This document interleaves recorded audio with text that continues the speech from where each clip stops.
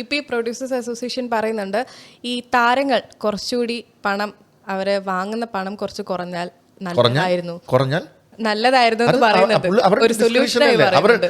സൂര്യ എത്ര ശമ്പളം വാങ്ങിക്കണം എന്ന് തീരുമാനിക്കുന്നത് സൂര്യല്ലേ അല്ലേ? ഞാൻ അഭിനയിക്കുന്ന ഒരാളാണ്. ഞാൻ എത്ര ശമ്പളം, ഞാൻ ചിലപ്പോൾ ഫ്രീ ആയിട്ട് പോയി അഭിനയിക്കും, ചിലപ്പം ഇത്ര എമൗണ്ട് ചോദിക്കും. അത് എൻ്റെ ഡിസ്ക്രിപ്ഷനാണ്. അത് സെൽഫ് ഡിസിപ്ലിൻ്റെ ഭാഗമാണ്. അതൊരിക്കലും ഒരു അസോസിയേഷന് പറയാം, റിക്വസ്റ്റ് ചെയ്യാം. അല്ലാതെ അത് ഒരു സെൽഫ് ഡിസിപ്ലിൻ്റെ ഭാഗമായിട്ട് ആക്ടേഴ്സ് തീരുമാനിക്കും. ഒരു നല്ലൊരു സ്ക്രിപ്റ്റ് വന്നു, അതിൻ്റെ കോസ്റ്റ് ഇത്രയാണ്, അത് നമുക്ക് എല്ലാവരും കൂടെ, അത് എല്ലാവരും അങ്ങനെ ചിന്തിക്കുന്നവരുണ്ട്. അപ്പം സഹകരിക്കണം. എൻ്റെ അടുത്ത് സഹകരിക്കാറുണ്ട് ആക്ടേഴ്സ്. നമ്മൾ എക്സൈറ്റിംഗ് ആയിട്ടുള്ളൊരു സ്ക്രിപ്റ്റ് നമ്മൾ കൊണ്ടുപോയാൽ അവർ സഹകരിക്കും. ഈ സിനിമയിൽ എല്ലാവരും സഹകരിച്ചിട്ടുണ്ട്. സുരാജ് സഹകരിച്ചിട്ടുണ്ട്, ഷറഫുദ്ദീൻ സഹകരിച്ചിട്ടുണ്ട്, പിള്ളേരെല്ലാം സഹകരിച്ചിട്ടുണ്ട്. അപ്പം നമ്മളൊരു സ്ക്രിപ്റ്റ് കൊണ്ടുപോകുമ്പോൾ അവർക്കും കൂടെ തോന്നണം ഇങ്ങനെ ഒരു സിനിമ ഈ സിനിമ ഉണ്ടാവേണ്ടതാണ്. അങ്ങനെയാണെങ്കിൽ ഞാനിതിന് ഇത്ര ശമ്പളമേ വാങ്ങിക്കുന്നുള്ളൂ. ചിലപ്പോൾ ചില സ്ക്രിപ്റ്റുകൾ ഒഴിവാക്കാൻ വേണ്ടി പറയുന്നതാവാം ആക്ടേഴ്സ്, അല്ലേ? ആട് എന്ന് പറയുന്ന സിനിമയിൽ എല്ലാവരും സഹകരിക്കുന്നുണ്ട്. എല്ലാവരും, അത് വളരെ കോസ്റ്റ് കൂടിയ ഒരു സ്ക്രിപ്റ്റാണ്. അപ്പം ഞങ്ങളെല്ലാവരും കൂടെ തീരുമാനിച്ചു, ആട് എന്ന് പറയുന്ന സിനിമ ഒരാളുടെ മാത്രം ആവശ്യമല്ല, ഇത് നിർമ്മിക്കേണ്ട എൻ്റെ മാത്രം ആവശ്യമല്ല, ഇത് ഉണ്ടാക്കേണ്ടത് മിഥുൻ മാനുവൽ തോമസിൻ്റെ മാത്രം ആവശ്യമല്ല. ഒരുപാട് ആക്ടേഴ്സിന് അന്ന് ഒരു സ്റ്റാർഡത്തിലേക്ക് എത്താനും അത് ഹെൽപ്പ് ചെയ്തിട്ടുണ്ട്, അല്ലേ? അപ്പം അവരുടെയും കൂടെ ഒരു ആവശ്യമാണ്. അപ്പം എല്ലാവരും സഹകരിക്കണം. അങ്ങനെയാണെങ്കിൽ നമുക്കത് ചെയ്യാം. അല്ലെങ്കിൽ നിർബന്ധമില്ലെന്നേ.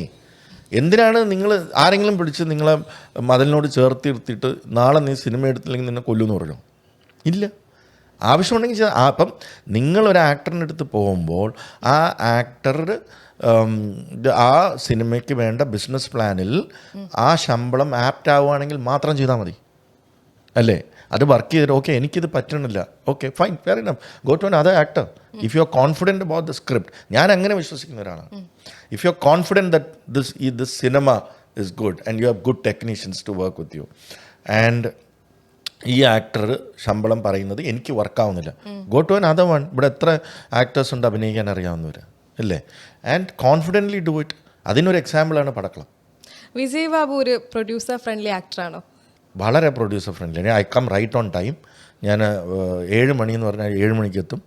ഞാൻ വളരെ ഫ്രണ്ട്ലിയാണ്. ബിക്കോസ് എനിക്കത് അറിയാവുന്നത് കൊണ്ട് ഞാൻ ഡെക്കോറം മെയിൻറ്റെയിൻ ചെയ്ത് തന്നെ. ഞാൻ അഭിനയിച്ചിട്ടുള്ള ഏത് സിനിമയിൽ ഏത് ഡയറക്ടറിനോട് ഏത് ആക്ടറിനോട് ചോദിച്ചാൽ അറിയാം. ഞാൻ ചിലപ്പോൾ സെറ്റിലെത്തുമ്പോൾ അവിടെ ആരും എത്തിയിട്ടുണ്ടാവില്ല. ബിക്കോസ് അവർ ചിലപ്പോൾ 7 മണി എന്ന് പറഞ്ഞിട്ട് 8 മണിയാക്കിയത് എന്നോട് പറയാൻ വിട്ടുപോയിട്ടുണ്ടാവും. എന്നാലും ഞാൻ പോയിട്ട് ആറ്റിറ്റ്യൂഡ് കാണിക്കാറില്ല. കാരണം ഐ നോ ദ തിങ്.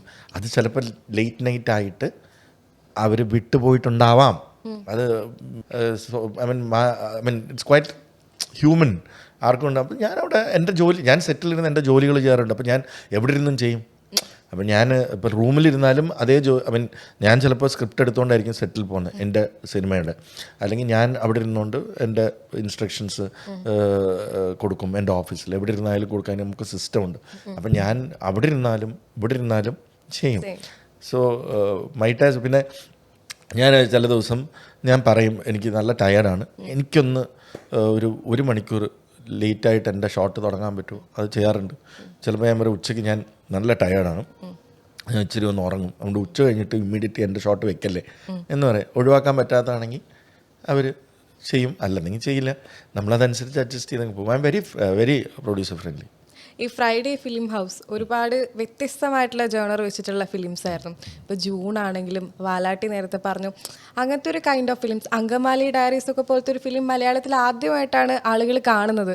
പക്ഷേ ഭയങ്കരമായിട്ടുള്ള ഒരു കൾട്ട് ക്ലാസിക് എന്നൊക്കെ പിന്നീട് അറിയപ്പെടുന്ന ഒരു ഫിലിംസ് ആയിരുന്നു. ഫ്രഷ് ഐഡിയാസാണ്, താങ്കൾ തന്നെ പറഞ്ഞിരുന്നു. ഈ ഫ്രഷ് ഐഡിയാസും മലയാളം ഫിലിം ഇൻഡസ്ട്രിയും തമ്മിൽ ഇപ്പം എന്തോരം ഗ്യാപ്പ് ഉണ്ട്? അല്ല, ഇവിടെ മലയാളത്തിൽ ഉണ്ടാകുന്ന അത്രയും ക്രിയേറ്റീവ് തോട്ട്സ് ഇന്ത്യയിൽ ഉണ്ടാവുമെന്ന് തോന്നില്ല. കാരണം മലയാളികളെന്ന് പറഞ്ഞാൽ സിനിമയിൽ ഒരു 10 years ഹെഡാണ് in terms of thoughts, creative thoughts. നമ്മൾ ഹെഡ് ഓഫ് ടൈം പോകുന്ന ആൾക്കാരാണ്. അതുകൊണ്ടാണ് മലയാള സിനിമയിൽ ഇറങ്ങിയ സിനിമകൾ 10-15 വർഷത്തിന് ശേഷവും ചില ഭാഷകളിൽ റീമേക്ക് ചെയ്യപ്പെടുമ്പോൾ അതവിടെ ഹിറ്റാവുന്നത്. മനസ്സിലായി? നമ്മുടെ ഹ്യൂമർ സെൻസ് അത്ര നമ്മൾ ഹെഡാണ്. അത് മലയാളിയുടെ ഹ്യൂമർ സെൻസിനെ മാച്ച് ചെയ്യാനായിട്ട് ലോകത്തിൽ വേറെ എവിടെയും ആരും ഉണ്ടെന്ന് തോന്നില്ല. അപ്പം ഇവിടെ ഉണ്ടാകുന്ന അത്രയും ക്രിയേറ്റീവ് സിനിമകൾ വേറെ ലാംഗ്വേജിൽ ഉണ്ടാവുമെന്നൊന്നും ഞാൻ വിശ്വസിക്കുന്നില്ല.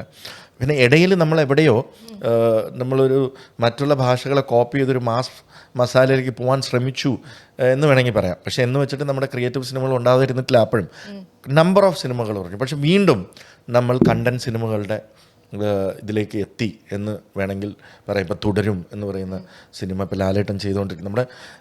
നമ്മുടെ സ്റ്റാർസ് അല്ലെങ്കിൽ നമ്മുടെ മൂവേഴ്സ് ആൻഡ് ഷേക്കേഴ്സ് അല്ലെങ്കിൽ നമ്മുടെ ലീഡേഴ്സ് ഫോളോ ചെയ്യുന്ന പാതയാണ് നമ്മളെപ്പോഴും.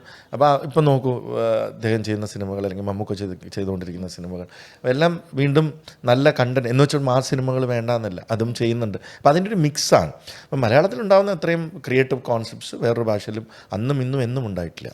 എപ്പോഴെങ്കിലും തോന്നിയിട്ടുണ്ട് ഒരു സ്ക്രിപ്റ്റ് വായിച്ചിട്ട് ഈ സ്ക്രിപ്റ്റ് കൊള്ളാം, പക്ഷെ ഇത് ചെയ്ത് കഴിഞ്ഞാൽ അത്രയധികം റവന്യൂ ഉണ്ടാവില്ല എന്ന് വിചാരിച്ചിട്ട് അങ്ങനെ ഉണ്ടാക്കി അങ്ങനെ എത്രയോ സ്ക്രിപ്റ്റുകൾ മാറ്റി വെച്ചിട്ടുണ്ട്, ഇപ്പോഴും മാറ്റി വെക്കുന്നുണ്ട് ഈ സമയത്ത്. ഇപ്പം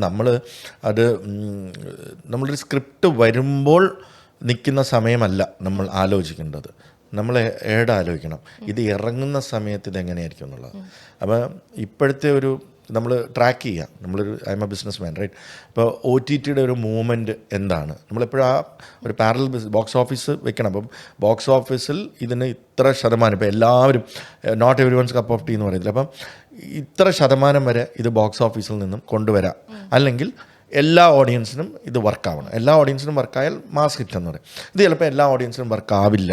അപ്പോൾ ഇതിൻ്റെ ഒരു പെർസെൻറ്റേജ് ഇപ്പോൾ നമ്മുടെ ബോക്സ് ഓഫീസ് എക്സ്പീരിയൻസ് വെച്ച് നമ്മൾ പറയാം, ഇന്ന കാസ്റ്റിൽ വെച്ച് ഇത് പോയാൽ ഇത്ര ആഴ്ച ഓടിയാൽ ഇത്ര കിട്ടും. അത് സയൻസാണ്. അപ്പം നമുക്ക് അത് ഇത്രയേ ഉള്ളൂ. ഞാൻ അത് കാൽക്കുലേറ്റ് ചെയ്ത് പറയാറുണ്ട്.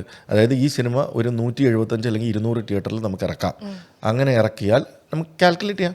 ഇത് ഒരു 70% ഫുള്ളായിട്ട് 125 രൂപ ആവറേജ് ടിക്കറ്റ് പ്രൈസ്, 100 സീറ്റ് അല്ലെങ്കിൽ 120 സീറ്റ് ഇൻറ്റു അടിച്ച് അതിൻ്റെ പെർസെൻറ്റേജ് എടുത്താൽ ഇത്ര ബോക്സ് ഓഫീസ് വരും എന്നുള്ളത് ഒരു കാൽക്കുലേഷൻ ഉണ്ടല്ലോ.